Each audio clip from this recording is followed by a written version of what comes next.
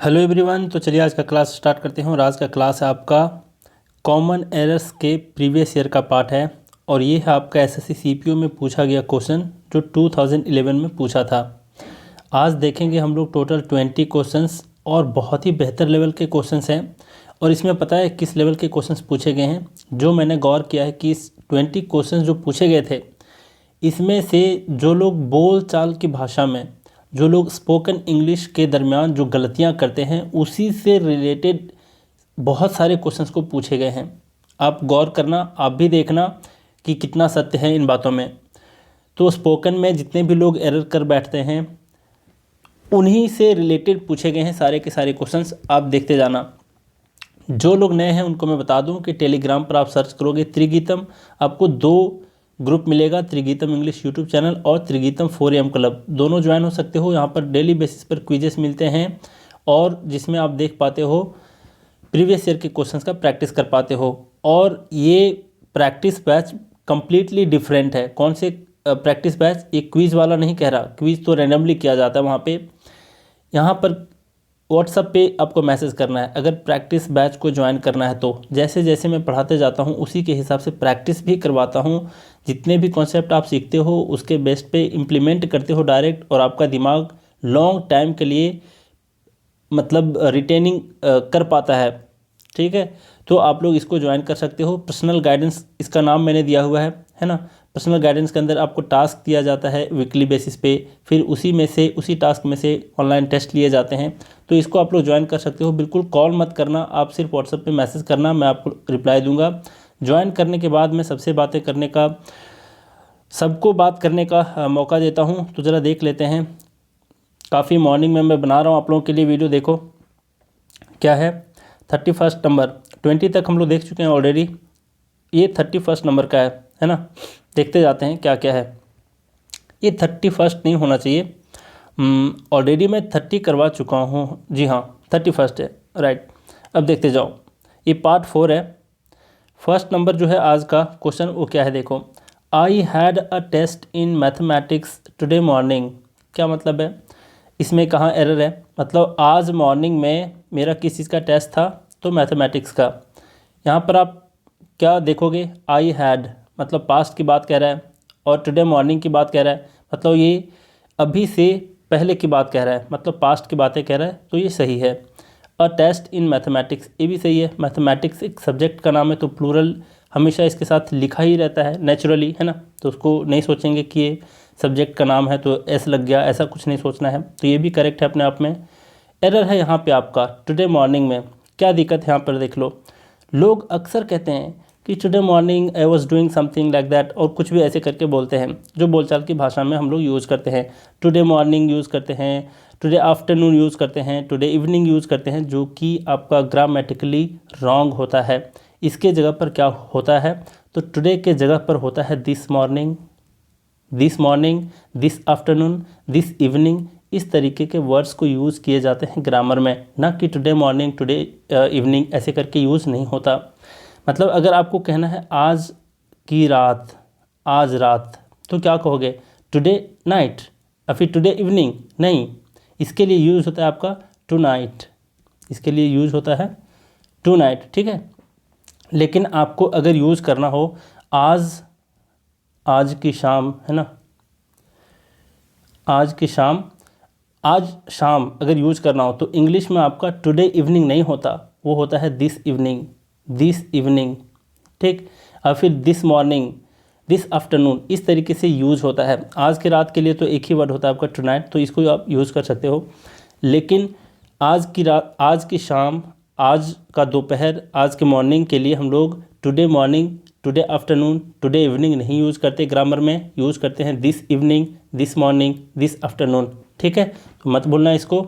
Error यहाँ पे कौन से पार्ट में था, तो 3rd नंबर पार्ट में था। टुडे की जगह पर दिस होना चाहिए, ठीक। ये आप देख लिए, कभी मत बोलना। ये लोग अक्सर गलतियाँ करते हैं किसमें, स्पोकन इंग्लिश में, जो कि ये रॉन्ग है ग्रामेटिकली। अब ज़रा बात करते हैं नेक्स्ट क्वेश्चन की। देख लो क्या कह रहा है ये। पीडीएफ में ये जो मैं लोगो लगा के रखा हूँ ना त्रिगीतम का, ये नहीं मिलेगा पीडीएफ में। पीडीएफ अभी नहीं देने वाला इसका, जब तक 600 कंप्लीट ना कर दूँ तब तक नहीं दूंगा। इसलिए भी क्योंकि मुझे इंडिविजुअली बनाना पड़ता है पीडीएफ और फिर सबको सेंड करना होता है, तो मुझे भी मुश्किल होती है। और आप लोग एक साथ देखोगे ज़्यादा फ़ायदा होगा। जल्दी ही कंप्लीट करा दूंगा, टेंशन मत लो, और जल्दी ही पीडीएफ प्रोवाइड करा दूंगा। और कहाँ पे? व्हाट्सएप के ग्रुप पे, जो पर्सनल गाइडेंस के स्टूडेंट हैं उनके लिए मैं बातें कह रहा हूँ। देखो अब यहाँ पे नेक्स्ट क्वेश्चन में क्या करा है, a girl must be gracious, मतलब एक लड़की को बहुत ही ग्रेसियस होना चाहिए। ग्रेसियस का मतलब दयालु भी होता है, और प्लीजिंग नेचर के लोगों को भी कहा जाता है आपका क्या? ग्रेसियस। ठीक। इफ़ शी विशेस, अगर वह इच्छा रखती है क्या बनने की? To be a ballerina. Ballerina का मतलब होता है एक तरह की नर्तकी, मतलब डांसर। तो यहाँ पे किसी तरह का एरर आपको नज़र नहीं आ रहा, कहीं भी कोई एरर यहाँ पर नहीं है, तो ये बिल्कुल ही करेक्ट है। ठीक। अब ज़रा बात करते हैं आगे। क्या इसमें आप क्या ढूंढ सकते हो? अब a girl must be gracious, ये तो करेक्ट है, कहीं भी कोई एरर नहीं है। इफ़ शी विशेस, कोई दिक्कत नहीं है।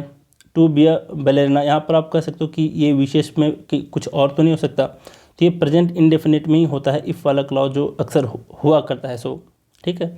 अब ज़रा देख लो नेक्स्ट की बातें करें तो क्या कह रहा है, इन अ वेरी हार्श टोन, मतलब एक बहुत ही कड़वे टोन में, है ना।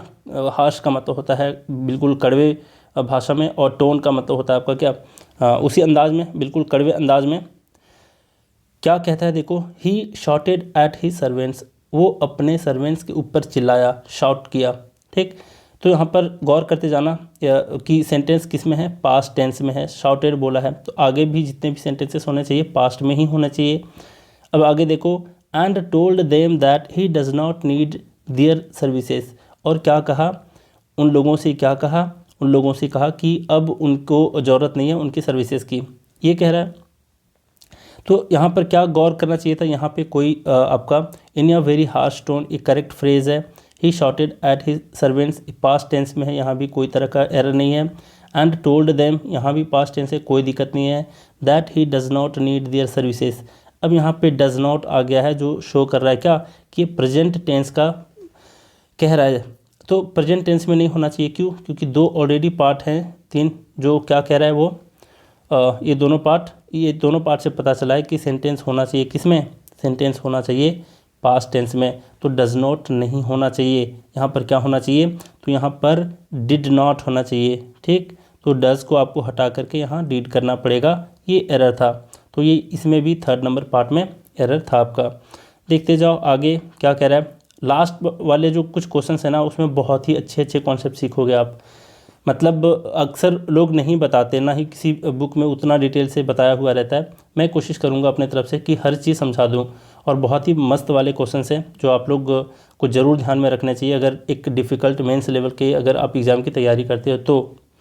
अब ज़रा देखो यहाँ पे क्या है, यहाँ पे बोला है कि द कमिटी इज़ थिंकिंग, मतलब कमिटी सोच रही है क्या? Not to bring around any change in the basic structure, मतलब बेसिक स्ट्रक्चर में कोई भी चीज़ को लाने का मतलब वो क्या नहीं होना चाहते? कारण नहीं बनना चाहते। ये यहाँ पर मतलब बताना चाह रहा है, कारण नहीं बनना चाहते बेसिक स्ट्रक्चर में चेंजिंग के लिए, या फिर क्या नहीं होना चाहते? लाना चाहते, कोई भी बेसिक स्ट्रक्चर में चेंजिंग लाना चाहते हैं। तो यहाँ पर देखो ब्रिंग अराउंड है, जो लोग पढ़े होंगे फ्रेजल वर्ब की सीरीज़ बहुत अच्छे तरीके से जानते होंगे कि ब्रिंग अराउंड है। ब्रिंग राउंड देख लो एक बार, ब्रिंग राउंड और आपका ब्रिंग अराउंड, दोनों का मतलब क्या होता है? एक ही बात है दोनों। ब्रिंग राउंड और ब्रिंग अराउंड दोनों का मतलब होता है कि किसी को होश में लाना। मतलब कोई व्यक्ति अगर बेहोश होकर अचेतन होकर के गिर पड़ा है तो क्या करते हो? उसको होश में लाते हो, तो उसके लिए यूज़ होता है, किसी बेहोश वाले व्यक्ति को होश में लाते हो तो उसके लिए फ्रेजल वर्ब यूज़ होता है ब्रिंग राउंड और फिर ब्रिंग अराउंड। ठीक। तो यहाँ बेहोश लाने वाली बात ही नहीं कह रहा, तो ये फ्रेजल वर्ब से रिलेटेड है, जो कि गलत है। तो यहाँ पर कहना क्या चाह रहा है कि कमिटी क्या नहीं सोच रही है? तो उसके बेसिक स्ट्रक्चर में चेंजिंग के लिए कारण नहीं बनना चाह रही है, या फिर वह कोई चेंजिंग लाना चाह रही है, ऐसा वो नहीं सोच रही है, लाने के बारे में नहीं सोच रही है। तो यहाँ ब्रिंग राउंड के जगह पर होना चाहिए ऐसा कोई फ्रेजल वर्ब जिसका मतलब होता है लाना, चेंजिंग लाना या फिर कारण बनना, है ना, कारण होना, ऐसा होना चाहिए यहाँ पर। तो इसी तरीके का एक वर्ड होता है क्या, जो दोनों ही मीनिंग देता है, लाने के सेंस में और कारण होने के सेंस में, वो होता है आपका क्या, ब्रिंग अबाउट। ठीक, तो अगर आप लोग एसपी बख्शी वाला सीरीज देखे होंगे जो फ्रेजल वर्ब है, तो वहाँ से पता चल गया होगा कि यहाँ ब्रिंग अबाउट का क्या मतलब होता है। तो यहाँ पर ब्रिंग राउंड की जगह पर ब्रिंग अबाउट होना चाहिए। ये तो आप लोग सीख गए। ठीक, अब आगे चलते हैं, हम लोग देखते हैं 35 नंबर क्वेश्चन में क्या कह रहा है। ये कह रहा है the chief minister had no time to pay attention on such simple matters. मतलब चीफ मिनिस्टर के पास उतना वक्त नहीं था कि वो ध्यान दे पाएँ किसके ऊपर, ऑन सच सिंपल मैटर्स, ये छोटे छोटे मुद्दे पर ध्यान दे पाएँ, उनके पास इतना टाइम नहीं था। तो अब यहाँ पे क्या एरर है, देखते हैं एक एक पार्ट करके। The chief minister had no time, past tense में है, ध्यान रखना। अब जरा देखो, चीफ मिनिस्टर के पहले द लगा है, जी हाँ, चीफ मिनिस्टर के पहले द लगता है, प्राइम मिनिस्टर के पहले द लगता है, प्रेसिडेंट के पहले द लगता है, तो ये करेक्ट है। हैड नो टाइम, कोई इशू नहीं है यहाँ भी। टू पे अटेंशन, ये भी सही है कि उसके पास टाइम नहीं था अटेंशन पे करने के लिए, ध्यान देने के लिए। ऑन सच सिंपल मैटर्स, यहाँ पर एरर है, क्या होना चाहिए यहाँ पर, ये जो दिया है ना ऑन नहीं होना चाहिए, यहाँ पे टू होना चाहिए। कैसे, पे अटेंशन के बाद जो प्रीपोजिशन यूज होता है वो यूज होता है आपका टू का, ना कि ऑन का। तो इस पे भी फोकस करना, ये फिक्स प्रीपोजिशन से आपका दे रखा है क्या, एरर, तो ये भी ध्यान रखना, ऑन नहीं होगा, अटेंशन के साथ आपका टू आता है। जैसे टीचर कहते हैं ना कि please pay attention to the class, ऐसे कहते हैं, तो पे अटेंशन टू कहते हैं ना कि ऑन कहते हैं। ठीक है, तो ये चीज़ ध्यान में रखना। अब जरा बातें करते हैं नेक्स्ट क्वेश्चन की, देखते जाओ क्या क्या कह रहा है। देखो, पिछले से स्पीड में थोड़ा सा बढ़ा रहा हूँ, कई लोगों को बोरिंग सा लग रहा होगा पिछले क्लास में कि आधे घंटे में बताया बस 10 क्वेश्चन, तो कोशिश करता हूँ कि कम टाइम में ज़्यादा मटेरियल प्रोवाइड करूँ। ठीक है, देखते जाओ। यहाँ पर कह रहा है it was fortunate all of the inmates escaped from the blazing fire. क्या कह रहा है ये कह रहा है कि ये बहुत ही फॉर्चुनेट था। अब यहाँ पर थोड़ा सा ध्यान देने वाली बात क्या है, देखो मीनिंग में समझा देता हूँ कि ये सौभाग्यशाली की बात है, मतलब सौभाग्य से या फिर सौभाग्यवश। All of the inmates escaped from the blazing fire, inmates का मतलब कैदी भी होता है और फिर किसी भवन के निवासी को भी कहते हैं इनमेट्स। तो यहाँ पर कह रहा है कि कैदी लोग जो थे वो बच निकल गए, किससे, धधकते हुए आग से बच करके निकल गए, ये सौभाग्यवश हो पाया और सौभाग्य से हो पाया, ये कहने का इसका मतलब है। तो यहाँ पर इट वॉज फॉर्चुनेट दिया है जो कि आपका गलत है। यहाँ पर क्या होना चाहिए, इसके जगह पर आपका होना चाहिए फॉर्चुनेटली, फॉर्चुनेटली। ठीक, ये होना चाहिए, इसका मतलब होता है सौभाग्य से या फिर सौभाग्यवश। ठीक, लेकिन यहाँ पर जो दिया है इट वॉज फॉर्चुनेट, तो फॉर्चुनेट का मतलब क्या होता है पता है, भाग्यशाली। तो ये सौभाग्यशाली जो फॉर्चुनेट वर्ड होता है भाग्यशाली, ये किसी व्यक्ति के लिए यूज होता है ना, लेकिन ये तो किसी व्यक्ति के बारे में नहीं बताना चाह रहा, ये कहना चाह रहा है कि सौभाग्य से मतलब भाग्यवश ऐसा हुआ कि सब लोग बच निकल पाए वहाँ से, समझ रहे हो। तो यहाँ पर फॉर्चुनेटली होगा, ना कि इट वॉज फॉर्चुनेट। तो फॉर्चुनेट एक तरह से कह सकते हो कि एक एडजेक्टिव है और इसके बाद तुरंत क्या आना चाहिए आपका, एक कोई नाउन आना चाहिए, कोई व्यक्ति आना चाहिए, लेकिन वैसा तो हुआ नहीं है। यहाँ पे कहना क्या चाह रहा है, एक पूरे सेंटेंस के बारे में बात कहना चाह रहा है और वो होना चाहिए क्या, फॉर्चुनेटली। और फॉर्चुनेटली आपका क्या है, एक आपका एडवर्ब है, और एडवर्ब जो होता है वो किसकी विशेषता बताता है, जैसे फिर से ध्यान देना, नाउन जो है, नाउन की विशेषता कौन बताता है, एडजेक्टिव बताता है, नाउन अपर नाउन की। अब जरा बताओ कि एडजेक्टिव के कौन बताता है, इसकी विशेषता कौन बताता है, तो एडजेक्टिव रहे या फिर खुद एडवर्ब रहे या फिर वर्ब रहे या फिर पूरा का पूरा सेंटेंस रहे, अगर इसकी कोई विशेषता बताए, ये सबकी विशेषता बताए, एडजेक्टिव की, एडवर्ब की, वर्ब की या फिर पूरे सेंटेंस की, तो कौन बताता है इन सब की विशेषता, फॉर्चुनेट, मतलब फॉर्चुनेटली नहीं, मतलब एडवर्ब। ठीक, तो एडवर्ब बताता है इन सब की विशेषताएं को, नाउन की विशेषता को बताता है सिर्फ एडजेक्टिव। तो इतना तो आप लोग समझ गए ना। तो यहाँ पर आप लोग समझ गए कि इट वॉज फॉर्चुनेट नहीं होगा, फॉर्चुनेट है एडजेक्टिव, जबकि इस सेंटेंस की विशेषता बताने के लिए फॉर्चुनेटली आना चाहिए, एडवर्ब आना चाहिए, ना कि आपका इस तरह का स्ट्रक्चर। तो फर्स्ट पार्ट में इसका एरर था, तो ये आप लोग समझ गए, ठीक है। अब ज़रा देखो नेक्स्ट पार्ट है, drinking and driving are a major cause of accidents. मतलब पी करके ड्राइव करना क्या है, बहुत ही एक बहुत बड़ा क्या है, कॉज है एक्सीडेंट होने का। तो यहाँ पर देखो एरर क्या है, ड्रिंकिंग एंड ड्राइविंग एक फ्रेज़ की तरह यूज़ किया जाता है जो एक सिंगुलर का सेंस देता है, जैसे bread and butter, bread and butter जिसको रोजी कहते हैं, है ना, भोजन कहते हैं, जो भी कह सकते हो। तो इसको भी यूज़ किया जाता है क्या, अलग अलग तरीके से नहीं यूज़ किया जाता कि दो चीज़ें हैं, इसको सिंगुलर की तरह यूज़ किया जाता है एक रोजी के सेंस में। इसी तरीके से ड्रिंकिंग एंड ड्राइविंग का जो यूज़ किया जाता है वो सिंगुलर की भांति यूज़ किया जाता है। इसलिए किसी सिंगुलर चीज़ के बारे में आप आर कैसे लगा सकते हो, तो यहाँ पर क्या होना चाहिए था, ईज होना चाहिए था, ठीक। तो यहाँ पर एरर आपका सेकेंड पार्ट में है।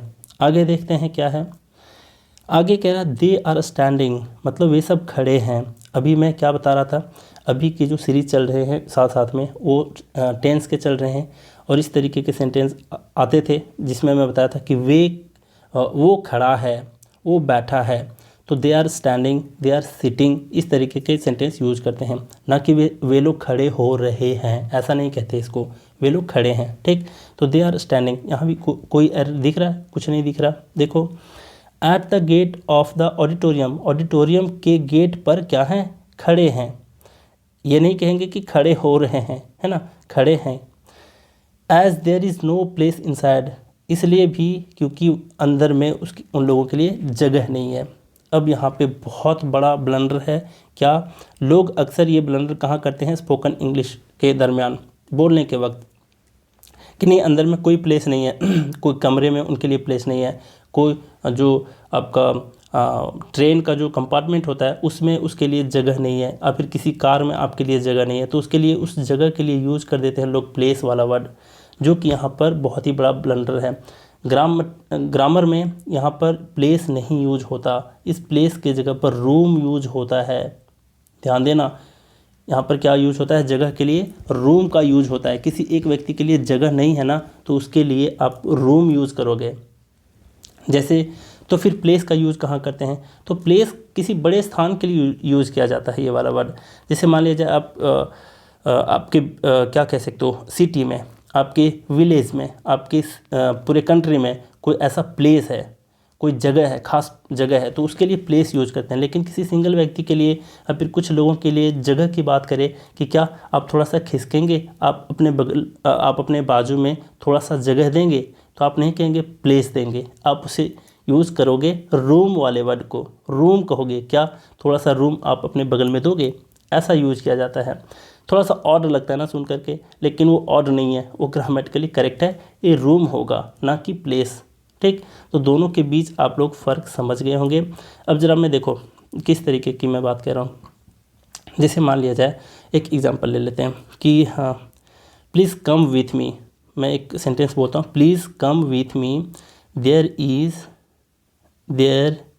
Is enough room in my car for you, है ना। ऐसा अगर यूज़ करते हैं कि प्लीज़ कम विथ मी, कि कृपया मेरे साथ आइए, कि मेरे कार में आपके लिए जगह है, तो उस जगह के लिए भी आप क्या यूज़ करोगे, प्लेस नहीं यूज़ करोगे, आप यूज़ करोगे रूम वाले वर्ड का।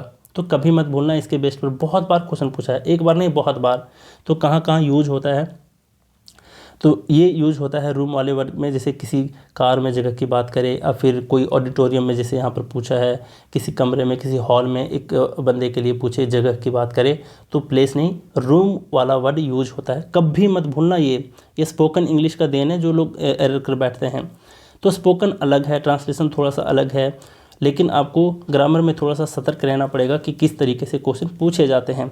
अब हम नेक्स्ट क्वेश्चन की बातें करते हैं। देखो, he is having many friends here, यहाँ पर कह रहा है कि कहने का इसका सेंस है कि यहाँ पर मतलब इस जगह पे, और फिर यहाँ पर उसके बहुत सारे दोस्त हैं। ये कहने का इसका मतलब है लेकिन मैं ज़रा एक बात आपको समझाने की कोशिश करता हूँ, ध्यान से समझना।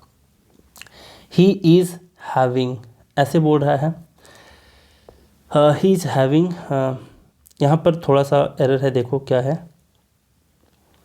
ये जो फर्स्ट पार्ट है ना, ये फर्स्ट पार्ट जो होना चाहिए वो आपका ही में होना चाहिए, ही इज़ हैविंग यहाँ होना चाहिए। देखो ही इज़ हैविंग, यहाँ पे वन ऐसे होना चाहिए, ठीक है, ध्यान देना इस चीज़ को, थोड़ा सा मिस्टेक है। तो यहाँ पर क्या है, he is having, first part यहाँ तक है, ही इज़ हैविंग तक, मेनी सेकेंड पार्ट है, फ्रेंड्स हियर ये थर्ड पार्ट है, नो एरर फोर्थ पार्ट है। तो यहाँ ये कहना चाह रहा है कि यहाँ पर उसके बहुत सारे फ्रेंड्स हैं। तो यहाँ पर फर्स्ट पार्ट में देखेंगे ही इज़ हैविंग, ये थोड़ा सा गलत है। जैसे क्यों गलत है, कैसे गलत है, सब कुछ समझाऊंगा। यहाँ पर होना चाहिए ही हैज़ मेनी फ्रेंड्स। तो हैज़ कैसे यूज हुआ, तो सिंपल हैव आ फिर हैज़ का प्रयोग होता है थर्ड पर्सन सिंगुलर नाउन के साथ, और हैव का प्रयोग होता है थोड़ा सा प्लूरल के साथ, है ना। अब जरा देखो प्लूरल आ फिर सेकेंड पर्सन के साथ। अब यहाँ पर क्या कहने का मतलब है कि जब हैव और हैज़ का सेंस और फिर उसका जो मीनिंग होता है, अगर ओन और पोसेस के सेंस में हो, पोसेसिंग, देख रहे हो, मतलब किसी चीज़ का होने के सेंस में, जैसे इसके पास बहुत सारे फ्रेंड्स हैं, तो हैव और हैज़ का अगर ये सेंस है तो डायरेक्टली यही यूज होता है, या तो हैव यूज होता है या फिर हैज़ यूज होता है। और हैव और हैज़ का अगर सेंस ओन और पोसेस का हो तो इसका हम लोग कंटिन्यूअस टेंस में यूज नहीं करते। जैसे यहाँ पर हैविंग कर दिया है तो कंटिन्यूअस बना दिया है, जो कि कंटिन्यूअस में इसका यूज नहीं होगा। कब नहीं होगा, जब हैव और हैज़ का सेंस ओन में हो, पोसेस में हो, रखने के सेंस में हो, होने के सेंस में हो। समझ आ गई होगी पूरे तरीके से आपको। लेकिन कई बार आप लोगों ने देखा होगा कि इज़ हैविंग भी तो कई बार करेक्ट होता है, जी हाँ होता है, लेकिन कब होता है पता है, जब हैव का यूज़, जब हैव शब्द का यूज़ खाने के सेंस में हो, खाने के सेंस में जब होता है तब इसको हम लोग कंटिन्यूअस में भी यूज करते हैं। जैसे मैं एक एग्जांपल लूँ कि I am having my breakfast right now, ठीक, ऐसा बोलेंगे। तो यहाँ पर क्या है कि मैं अभी अपना ब्रेकफास्ट खा रहा हूँ और फिर ले रहा हूँ, तब यहाँ पर यूज होता है खाने के सेंस में, कंटिन्यूअस टेंस में एम हैविंग करके। I am having an apple, तो ऐसे कहेंगे तो हैविंग का यूज होता है खाने के सेंस में। कभी मत भूलना इस चीज़ को, फिर से एक बारी दोहरा देता हूँ ताकि कभी ना बोलो, इसके बेस पे कई बारी क्वेश्चन पूछते हैं। यहाँ पर हैज़ और हैव का सेंस अगर ओन और पोसेस के सेंस में हो, मतलब क्या, अपने पास होने के सेंस में हो, होने और रखने के सेंस में हो, तो हैव और हैज़ का प्रयोग हम लोग कभी भी कंटिन्यूअस टेंस में नहीं करते, डायरेक्टली हैव का यूज़ करते हैं या फिर हैज़ का यूज़ करते हैं। लेकिन हैव का सेंस अगर खाने के सेंस में हो तो हम लोग कंटिन्यूअस टेंस में यूज़ कर सकते हैं, ठीक। अब जरा हम लोग नेक्स्ट बातें करते हैं। तो यहाँ पर एरर कहाँ था, फर्स्ट पार्ट में, फर्स्ट पार्ट यहाँ तक था, ठीक है, तो इसी में आपका एरर था। अब जरा बात करते हैं नेक्स्ट, देखो क्या कह रहा है ये, looking forward to meeting you in person. यहाँ पर देखो कितना मतलब अच्छा चीज़ यहाँ पर दिया हुआ है। देखो लुकिंग फॉरवर्ड टू एक आपका फ्रेज है, और इसके बेस्ड पर जब मैं वर्ब्स चैप्टर करा रहा था ग्रामर में तो अच्छे तरीके से बताया हूँ कि जब भी ये सेंटेंस हो तो इसके बाद आपका क्या आता है, जेरंड आता है, वर्ब का ING फॉर्म आता है, बताया हूँ इस चीज़ को, है ना। अब एक तो यहाँ पर लुकिंग फॉरवर्ड टू देखे, जिसका मतलब क्या होता है, इस फ्रेज का मतलब की आशा होना, की आशा करना, की आशा करना, है ना। और इन पर्सन आपका यहाँ सेकंड फ्रेज है, जिसका मतलब होता है व्यक्तिगत रूप से, मतलब व्यक्तिगत रूप से आप किसी से मिलते हो तो क्या कहते हो, I am meeting my friend in person, मतलब मैं अपने दोस्त से व्यक्तिगत रूप से मिल रहा हूँ, तो वहाँ पर यूज होता है इन पर्सन का, इसका मतलब व्यक्तिगत रूप से, ठीक। अब जरा बात करते हैं फिर यहाँ एरर क्या है। यहाँ पर लुकिंग फॉरवर्ड टू के बाद मीटिंग तो करेक्ट है, इन पर्सन भी करेक्ट है, फिर एरर तो यहाँ पर नो एरर होना चाहिए, लेकिन ऐसी बात नहीं है, यहाँ भी एरर है। कहाँ है ये देखने की कोशिश करो। देखो सब कुछ करेक्ट होते हुए भी यहाँ पर एरर ये है, यहाँ पर कह रहा है looking forward to meeting you in person, कि मैं कह रहा है कि तुमसे व्यक्तिगत रूप से मिलने की आशा करता हूँ और फिर उम्मीद रखता हूँ। लेकिन कौन उम्मीद कर रहा है, सब्जेक्ट क्लियर है क्या? तो लुकिंग फॉरवर्ड टू जहाँ भी आपको दिख जाए तो इसके पहले आपका क्या आना चाहिए, इसके पहले सब्जेक्ट होना ही होना चाहिए और सब्जेक्ट के हिसाब से बी वाला फॉर्म होना चाहिए, इज, एम, आर, वॉज, वर ऐसे करके होना चाहिए, है ना। तो कुछ नहीं है, लेकिन सेंस से लग रहा है क्या कि किसी व्यक्ति को कह रहा है यू को, तो यहाँ पर जाहिर सी बात है कि लुकिंग फॉरवर्ड टू के पहले आई होना चाहिए और आई के साथ आप यहाँ एम लगा सकते हो। तो यहाँ क्या होना चाहिए था, फर्स्ट पार्ट में एरर है और इस यहाँ पर होना चाहिए था I am looking forward to meeting you in person. समझ में आ गई होगी बात। तो मीटिंग भी यहाँ पर करेक्ट है, सब कुछ करेक्ट है, इन पर्सन भी करेक्ट है, सब कुछ बता दिया, लेकिन यहाँ पर सब्जेक्ट की कमी है और सब्जेक्ट के साथ इसका बी वाला फॉर्म नहीं है जो हेल्पिंग वर्ब कहते हैं। तो यहाँ पर क्या होना चाहिए, आई एम लुकिंग फॉरवर्ड, और फिर यू आर भी कह सकते हो, लेकिन यू आर नहीं कह सकते क्योंकि यहाँ पर यू है।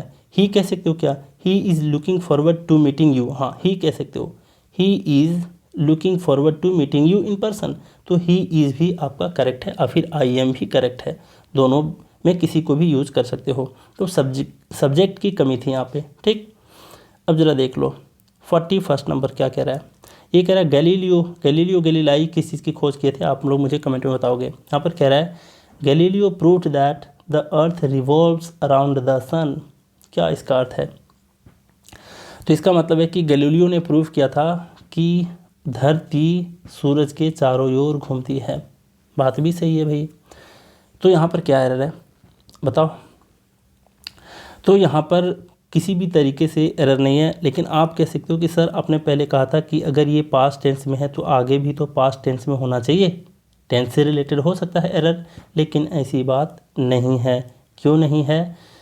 क्योंकि ये जो पार्ट है ना, ये पार्ट चाहे सेंटेंस किसी से भी शुरू हो, किसी भी टेंस से शुरू हो, पास्ट से, फ्यूचर से, प्रेजेंट से, किसी से भी शुरू हो, लेकिन ये वाला पार्ट है ना, ये हमेशा प्रेजेंट इंडेफिनिट में ही रहता है। क्यों? क्योंकि यूनिवर्सल ट्रूथ है ये, और यूनिवर्सल ट्रूथ जो होता है इसके लिए हम लोग किसका यूज़ करते हैं?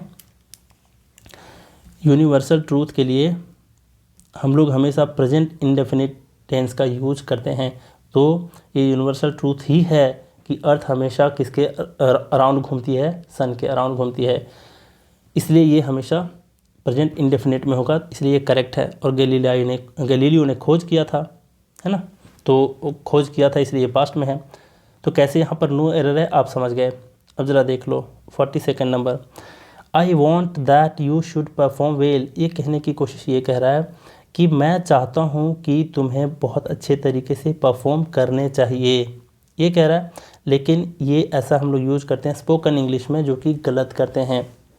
देखो स्पोकन में आप गलत भी बोलते हो ना तो इसलिए भी चल जाता है ना, क्योंकि स्पोकन मतलब लैंग्वेज, और लैंग्वेज का मतलब होता है कि सामने वाले व्यक्ति को आपकी बात समझ में आनी चाहिए, चाहे वो जैसे भी समझ जाए। आप ग्रामेटिकली कुछ एरर भी कर देते हो तो भी अगर वो समझ जाता है तो क्या फ़र्क पड़ता है? कोई फ़र्क नहीं पड़ता। इसलिए स्पोकन में सीरियसली नहीं लेते किसी चीज़ को। लेकिन जहाँ तक सवाल है कि कोशिश करनी चाहिए क्या कि 100% में करेक्ट ही बोलूँ, कोशिश तो होनी चाहिए, भले कोई नहीं बोल पाता। तो यहाँ सवाल है कि ग्रामर में क्या एरर है। तो देखो आई वॉन्ट, ये मैं चाहता हूँ, तो यहाँ पर है दैट यू शुड, कि तुम्हें क्या करना चाहिए? यू शुड परफॉर्म वेल, अच्छे से परफॉर्म करना चाहिए। इसमें आपका सेकंड वाले पार्ट में गलत है। कैसे गलत है? क्योंकि स्पोकन में तो चल जाता है लेकिन एग्ज़ाम में तो चलेगा नहीं। तो ज़रा देखो यहाँ पर होना चाहिए I want you to perform well. ये स्ट्रक्चर ही गलत है, that you should, you to होना चाहिए यहाँ पर पूरे सेकंड वाले पार्ट में, दैट यू शुड के बदले यू टू होना चाहिए। कैसे? मैं आपको बताता हूँ। जैसे देखो कुछ सेंटेंसेस का मैं एग्जांपल लेता हूँ। जैसे मैं कहूँ कि I want you to pass your exam, ठीक, मतलब मैं चाहता हूँ कि तुम अपने एग्ज़ाम पास करो। तो देखो आई वॉन्ट के बाद क्या हुआ? यू टू, उसके बाद है आपका वर्ब और जो भी आपका उधर एक्स्ट्रा वर्ड जो भी दिया हुआ है ना। जैसे एक और एग्जांपल ले सकते हैं कि I want her to marry me, मतलब मैं चाहता हूँ कि वो मुझसे शादी करे, है ना। तो इस तरीके का सेंटेंस हो कि मैं चाहता हूँ कि तुम ये करो, मैं चाहता हूँ कि तुम वो करो, तो इस सेंस में आपका आई वॉन्ट सब्जेक्ट के बाद आपका टू आता है। जैसे यहाँ पर सब्जेक्ट हर था, मतलब ऑब्जेक्ट यहाँ पर हर है, यू आपका यहाँ ऑब्जेक्ट है, तो उसके बाद आपका टू आता है। तो ये पोर्शन बिल्कुल ही गलत है और इसके जगह पर होना चाहिए यू टू। ठीक, तो सेंटेंस एग्जाम्पल्स को दे करके मैं आपको समझा दिया और भी चीज़ों को, तो इसको याद रखना, ध्यान रखना। अब नेक्स्ट क्या है आपका, देख लो।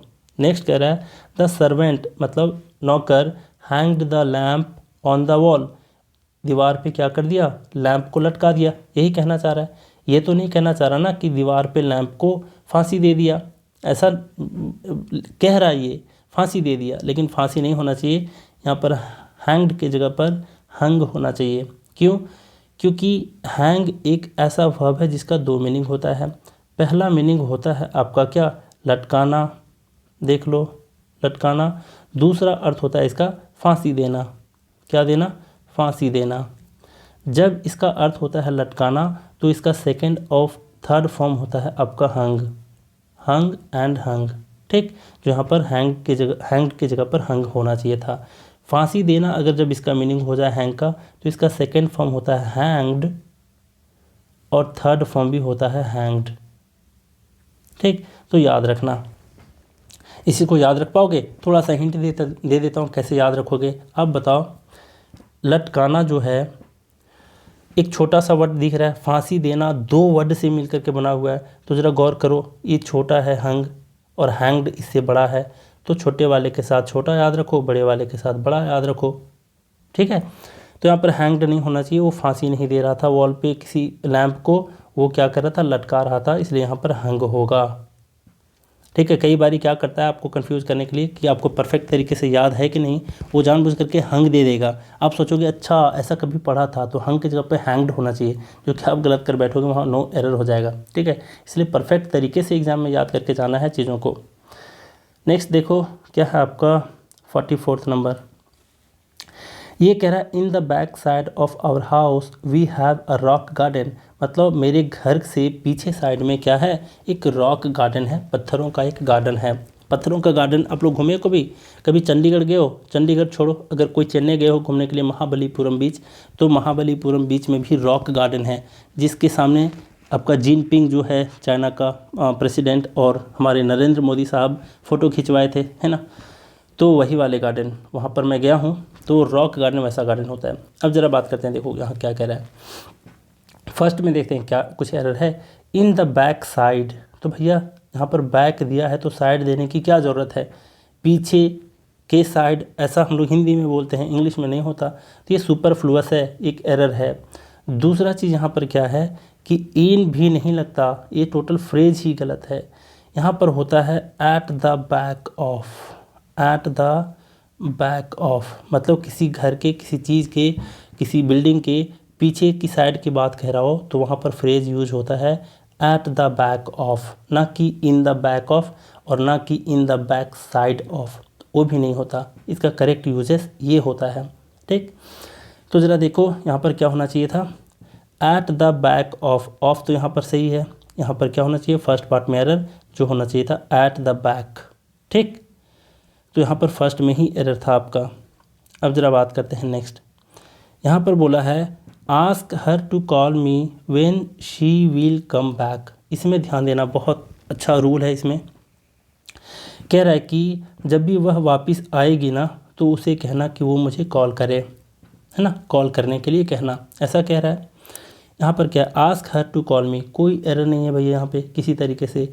व्हेन शी, जब वह, कोई एरर नहीं है, ये भी करेक्ट है। विल कम बैक, यहाँ पे एरर है, क्या एरर है ये ज़रा देखो। तो जब भी कंडीशनल सेंटेंस होता है, क्या होता है, जब भी कंडीशनल सेंटेंस होता है और जब भी वह ईफ से, व्हेन से, जैसे मैं कहूँ कि if you come here I will help you, I will help you. ठीक है, तो ये भी आपका करेक्ट है। कैसे, जब भी कंडीशनल सेंटेंस हो पूरे, तो इसमें कंडीशन वाला जो क्लॉज होता है, कंडीशन वाला जो पार्ट होता है सेंटेंस का, क्लॉज मत बोलो, मत सुनो, है ना। क्लॉज में यूज़ करूँगा आप सोचोगे कितना बड़ा वर्ड बोल दिया, इसके पीछे के लॉजिक है, कुछ नहीं। पार्ट को बोलते हैं, सेंटेंस के डिफरेंट पार्ट को क्लॉज बोला जाता है। तो जो भी कंडीशन वाला इफ़ से स्टार्ट हुआ है, मतलब कंडीशन दे रखा है, अगर तुम यहाँ आते हो, तो अगर कह के उसको कंडीशन दे रहे हो, तो इसको बोलते हैं कंडीशन वाला पार्ट। तो कंडीशन वाला पार्ट जो भी होता है वो प्रेजेंट इंडेफिनिट में होता है, और बाकी जो बाद वाला है वो आपका इस सेंटेंस के हिसाब से क्या विल में है, मतलब फ्यूचर टेंस में है। तो ये आपका करेक्ट है। इसी तरीके से ये भी सेंटेंस है आपका कंडीशन वाला, कि जब क्या है कंडीशन वाला, देखो कहाँ थे हम लोग, हाँ 45 नंबर में। ये भी कंडीशन वाला है कि जब वह आएगी, जब वह वापस आएगी, तो उसे कहना वो मुझे कॉल करे। तो यहाँ पर क्या होगा, व्हेन से स्टार्ट है, और अभी अभी एक सेंटेंस में यूज़ किया था इफ़ से। तो व्हेन, इफ़ ऐसे करके जो सेंटेंस यूज होते हैं जो कंडीशन को बताते हैं, तो उस कंडीशनल सेंटेंस में, उस कंडीशनल पार्ट में वो फ्यूचर में नहीं होता, वो होता है प्रेजेंट इंडेफिनिट टेंस में। तो यहाँ पर क्या होना चाहिए, अब बता दो। यहाँ पर होना चाहिए था व्हेन शी कम्स बैक, तो विल के जगह पर, यहाँ पर विल कम के जगह पर सिर्फ कम्स होगा। ठीक, तो ये भी आप लोग सीख गए कि कंडीशनल सेंटेंस में इफ़ व्हेन से जब स्टार्ट होता है सेंटेंस, तो वो वाला पार्ट आपका प्रेजेंट इंडेफिनिट में होता है। ठीक है, अब ज़रा बात करते हैं आगे की। 46 नंबर देखो क्या है, यहाँ पर है the curator told us that the museum was not opened to the public on Sunday, मतलब पब्लिक के लिए संडे को ओपन नहीं था। कौन बोला था, क्यूरेटर ने बोला था। किससे, हम लोगों से। क्यूरेटर का क्या मतलब होता है वन वर्ड सॉरी क्यूरेटर का मतलब होता है क्या, म्यूज़ियम का जो इंचार्ज होता है। ये वन वर्ड सब्स्टिट्यूशन में भी पढ़ चुके हो, उसी को बोलते हैं। तो ये कह रहा है कि म्यूज़ियम का जो इंचार्ज है क्यूरेटर, वो हम लोगों से क्या कहता है कि म्यूज़ियम खुला नहीं था संडे को पब्लिक के लिए, यही कहना चाह रहा है। तो यहाँ पर देखो, कहना चाह रहा है कि संडे को खुला नहीं था, तो ये पैसिव टेंस में नहीं है, मतलब पैसिव सेंटेंस में नहीं है, ये एक्टिव सेंटेंस का पार्ट है। लेकिन वॉज नॉट ओपनड अगर आप पढ़ते हो तो पता चलता है कि किसी के द्वारा खोला नहीं गया था म्यूजियम को, ऐसा कहना चाह रहा है, जो पैसिव में बना देता है। लेकिन किसी के द्वारा वाला यहाँ पर सेंस नहीं दे रहा कि किसी के द्वारा वो ओपन किया गया था, ऐसा तो नहीं कह रहा। वो व्यक्ति के बारे में बोला भी नहीं कि कौन है जिसके द्वारा खोला गया था, है ना। कहने का काम सिर्फ क्यूरेटर बोला है, लेकिन किसके द्वारा खोला गया था वो तो नहीं दिया ना सेंटेंस में। तो इससे क्या समझे कि किसी के द्वारा नहीं खोला गया था, द्वारा वाला वर्ड नहीं है। By this person, by that person, ऐसे जो यूज करते हैं तो वो पैसिव का सेंस देता है। लेकिन ये पूरा सेंटेंस का स्ट्रक्चर ही है एक्टिव में, तो ये पैसिव वाला पार्ट आप कैसे दे दिए, मतलब बी वाला पार्ट है प्लस आपका वर्ब का थर्ड फॉर्म है, जो आपका पैसिव को शो कर रहा होता है, जो कि ये गलत है। ये सेंटेंस ही एक्टिव में है, इसलिए यहाँ पर क्या होना चाहिए था, म्यूजियम वॉज ओपन, सिर्फ ओपन होना चाहिए था, सिर्फ ओपन होना चाहिए था, ना कि ओपनड। ठीक है, तो यहाँ पर ये एरर था आपका, ओपन के जगह पर ओपन होना चाहिए। ठीक, ओपनड नहीं होना चाहिए, थर्ड वाला नहीं, सिंपली जो मेन वर्ब होता है आपका, वर्ब का फर्स्ट फॉर्म वही होना चाहिए था, क्योंकि सेंटेंस क्या है, एक्टिव में है। पैसिव में क्यों नहीं ये भी बता दिया, क्योंकि किसी के द्वारा वाला सेंस नहीं दे रहा है। 47 नंबर देख लो, यहाँ पर है लॉन्ग कार जर्नीज, मतलब बहुत लंबे लंबे जो जर्नीज किए, आर इवन लेस प्लीजेंट, क्या है, बहुत ही कम प्लीजेंट है, कम आनंददायी है।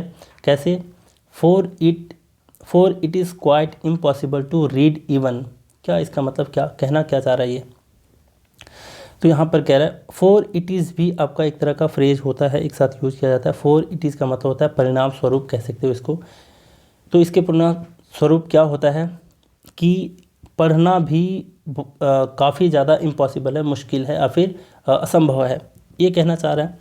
तो यहाँ पर एरर क्या है ज़रा देख लो, यहाँ पर एरर है आपका इवन का यूज़। इवन का यूज़ जो होता है वो उन चीज़ों के पहले यूज किया जाता है, ना कि बाद में।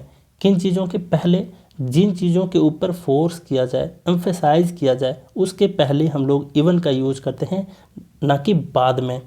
यह पढ़ने के बारे में कह रहा है कि for it is quite impossible to read, तो पढ़ने के बारे में फोर्स करना चाह रहा है, तो क्या कहेंगे, इवन को हम लोग टू रीड के पहले रखेंगे।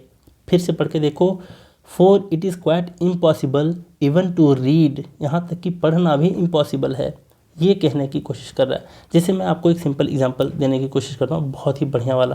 देखो सेंटेंस क्या है कि इवन कोई भी नाम ले लो, किसी का भी नाम ले लो। चलो एक नाम ले लेते हैं, हिमांशु। ठीक, हिमांशु। इवन हिमांशु हेल्प्ड हर, इवन हिमांशु हेल्प्ड हर। तो इवन है यहाँ पे किसके पहले यूज हुआ है, हिमांशु के पहले यूज हुआ है। तो क्या मतलब हुआ इसका कि हिमांशु पे फोर्स कर रहा है ये इवन, कि यहाँ तक कि हिमांशु ने भी उसको हेल्प किया। मतलब किसी और ने तो हेल्प किया ही किया था, लेकिन यहाँ तक कि हिमांशु ने भी इसको क्या किया, हेल्प किया। तो हिमांशु को एम्फेसाइज करने के लिए इसके पहले इवन लगा दिए। इस सेंटेंस को एक और तरीके से देखो कि हिमांशु इवन हेल्प्ड हर, यहाँ पर क्या हो गया, फिर मीनिंग चेंज हो गया। क्या कि हिमांशु ने उसे हेल्प तक कर दिया, मतलब हेल्प भी कर दिया। तो हेल्प के पहले लगा है, तो ये कह रहा है कि हेल्प के ऊपर एम्फेसाइज किया जा रहा है। मतलब हिमांशु ने उसे पानी भी पिलाया होगा और भी पैसे दिए होंगे और फिर कुछ और भी किया होगा, उसे फर्स्ट एड भी दिया होगा, मतलब चोट वोट लग गया होगा तो कुछ भी किया होगा, लेकिन उसे हेल्प भी किया। बात समझ रहे हो? तो हेल्प के पहले इवन है, मतलब यहाँ पर जिसके पहले इवन लग गया समझो कि उसी के ऊपर फोर्स किया जा रहा है। अब ज़रा देखो, इसी को एक तरह से और हम लोग कह सकते हैं कि हिमांशु थोड़ा नाम ही बड़ा ले लिया है ना, हिमांशु एक्चुअली मेरा कज़न का नाम है। हिमांशु हेल्प्ड इवन हर, अब हम हर के पहले लगा दिए, तो क्या कह रहा है कि हिमांशु ने उसकी भी सहायता करा। बात देख रहे हो? तो हर के पहले इवन लगाए तो मतलब किसी और की तो हेल्प करा है हिमांशु ने, लेकिन उसकी भी हेल्प करा है। तो हर के पहले लगा दिया, तो हर को यहाँ पर एम्फेसाइज किया जा रहा है इवन वाले वर्ड का इस्तेमाल करके। लेकिन जिस चीज़ के ऊपर फोर्स करना है उसके बाद नहीं यूज करते। जैसे यहाँ पर हिमांशु के बाद यूज नहीं किए इवन का, इसके पहले किए। हेल्प को एम्फेसाइज करना था तो इसके पहले किए, ना कि बाद में। हर को एम्फेसाइज किए तो हर के पहले इवन को यूज़ किए, ना कि बाद में, है ना। तो इवन का यूज़ कैसे होता है, तो इसको एम्फेसाइज करने के लिए होता है, उसके बाद नहीं यूज़ किया जाता। तो यहाँ पर पढ़ने के बारे में सेंटेंस में था, तो पढ़ने के बारे में जोर देना था तो इवन इसके पहले लगता, ना कि बाद में। ठीक है, तो यहाँ समझ गए आप। ज़रा देखो नेक्स्ट वाला सेंटेंस क्या कह रहा है। I declined the invitation not because I did not want to go but because I have no time. अब यहाँ पे क्या है कि मैंने इन्विटेशन को डिक्लाइन कर दिया, इसलिए नहीं कि मैं जाना नहीं चाहता था, बल्कि इसलिए कि मेरे पास टाइम नहीं था, ये कहना चाह रहा है। अब देखो क्या एरर है, आई डिक्लाइंड द इन्विटेशन। अब यहाँ डिक्लाइन पढ़ रहे हो तो आपके दिमाग में आना चाहिए पास्ट टेंस में है। Not because I did not want to go, यहाँ भी पास्ट टेंस में है। But because I have no time, यहाँ पर आपका एरर है। क्या, ये यहाँ पर हैव नहीं होना चाहिए, यहाँ पर आपका हैड होना चाहिए। क्यों? क्योंकि दो जगह से पता चला है कि सेंटेंस किस में है, पास्ट टेंस में। तो ये हैव को यूज़ करके इसको क्यों जलील कर रहा है फालतू का, है ना। तो ये प्रेजेंट में नहीं होना चाहिए, हैड का यूज होना चाहिए, जिससे पता चलता कि पूरा सेंटेंस पास्ट में है। अब आपके दिमाग में एक चीज़ चल रहा होगा, क्या चल रहा होगा कि यहाँ पर बट और बिकॉज दोनों साथ में हैं, क्या ये गलत है? तो मैं आपको बता दूँ कि ये बिल्कुल ही गलत नहीं है। लोगों को लगता होगा, फर्स्ट टाइम देखते हैं ना स्टूडेंट इस सेंटेंस को, तो कहते हैं कि नहीं बट और बिकॉज एक साथ है, यहीं पे एरर होगा। गलती से आपसे सही हो गया, लेकिन कॉन्सेप्ट आपका क्लियर नहीं था। तो मैं बता दूं कि बट और बिकॉज लिखना बिल्कुल ही सही है, लेकिन बिकॉज और बट एक साथ लिखे तो क्या सही है? नहीं जी, बिल्कुल ही गलत है। कैसे? तो यहाँ से आप एक चीज़ समझने वाले हो, और वो चीज़ क्या है कि दो कंजंक्शन का यूज हम लोग एक साथ कर सकते हैं। We can use two conjunctions together. हम लोग दो कंजंक्शन को एक साथ यूज कर सकते हैं, लेकिन उसमें कुछ कंडीशन है। और उसमें कंडीशन क्या है कि पहले वाला जो होना चाहिए कंजंक्शन, वो होना चाहिए आपका कोऑर्डिनेटिंग कंजंक्शन, कोऑर्डिनेटिंग कंजंक्शन। और जो दूसरा वाला जैसे यहाँ बिकॉज है, ये कहलाता है सब ऑर्डिनेटिंग कंजंक्शन। कंजंक्शन कभी डिटेल में पढ़ाऊंगा, ये जो सीरीज चल रहा है आपके साथ साथ में मोस्ट कन्फ्यूजिंग ग्रामर रूल्स, उसमें नहीं। जब बेसिक से कभी कराऊंगा तो इतना सारा डेफिनेशन बताऊंगा, वरना ज़रूरत भी इसकी नहीं है, थोड़ा सा ध्यान में रख सकते हो। तो यहाँ पर बट आपका था कोऑर्डिनेटिंग कंजंक्शन और बिकॉज आपका था सब ऑर्डिनेटिंग कंजंक्शन। तो दोनों का पैटर्न ऐसा होना चाहिए कि दोनों एक साथ यूज़ तो होते हैं, लेकिन पहला कोऑर्डिनेटिंग होना चाहिए, दूसरा सब ऑर्डिनेटिंग। कैसे याद रखोगे? पहले सी है, ABCD में आपका Z तक में पहले C आता है, S आता है, पहले C आता है, तो पहले C वाले को रखेंगे, बाद में S वाले को। अब ज़रा देख लो इसके एग्जांपल क्या क्या होते हैं। तो कोऑर्डिनेटिंग में जो होता है आपका कोऑर्डिनेटिंग कंजंक्शन किसको किसको कहते हैं? तो एंड को कहते हैं, और को कहते हैं, सो को कहते हैं, बट को कहते हैं, येट को कहते हैं, नॉर को कहते हैं। देख रहे हो ये छोटे छोटे वाले वर्ड जो है ना, ये छोटे छोटे वाले वर्ड को ही कोऑर्डिनेटिंग कहते हैं। लेकिन सब ऑर्डिनेटिंग किसको कहते हैं? तो यहाँ देखना स्टार्ट करो। जो बड़े बड़े वाले जो वर्ड होते हैं ना, उसको कहते हैं क्या? सब ऑर्डिनेटिंग कंजंक्शन। तो ऐसे भी याद रख सकते हो। सी छोटा है तो छोटा वाला याद रख लो, एस बड़ा है दूर जा कर के कहीं पर है ना, शिखर पे है, तो बड़े बड़े वाले वर्ड को क्या कहेंगे? सब ऑर्डिनेटिंग कंजंक्शन। हमेशा नहीं, मतलब याद कराने की कोशिश करा रहा हूँ आप लोगों को, तो ध्यान में ताकि आपका रहे। जैसे बिकॉज पढ़ा है ना, तो ये बाद में आएगा। आफ्टर, ये भी कंजंक्शन है ना, तो ये भी आपका बाद में आएगा। जैसे और क्या ले सकते हैं? ऑल दो और फिर दो, ये सारे वर्ड है ना, बड़ा है ना, तो बड़ा है तो ये बाद में आएगा। और सीन्स है ना, तो सीन्स है तो ये भी बाद में आएगा। तो क्लूज पकड़ रहे हो? दो कंजंक्शन एक साथ लिख सकते हैं, लेकिन पहला सी वाला आएगा मतलब कोऑर्डिनेटिंग आएगा, बाद में सबऑर्डिनेटिंग आएगा। ठीक है, कौन कौन क्या होता है? कोऑर्डिनेटिंग छोटे वाले ये सारे कंजंक्शन हो गए, और सब ऑर्डिनेटिंग वाला ये वाला वर्ड हो गया।